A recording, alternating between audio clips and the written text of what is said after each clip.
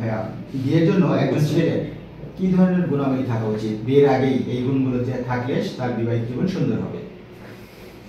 মানে বিয়ের জন্য আসলে ছেলে এবং মেয়ে দুজনেরই আসলে ডিফারেন্ট টাইপের যোগ্যতা, একই রকম যোগ্যতা না আসলে। কারণ ছেলে এবং মেয়ে দুজনের রোল বিয়ের পরে ক্লাসিক্যালি ডিফারেন্ট হয়, যদিও এখন মানুষ একই রকম রোল প্লে করার চেষ্টা করছে, কিন্তু সেটা আসলে পরিবার গঠনের জন্য খুব বেশি প্রোডাক্টিভ হচ্ছে।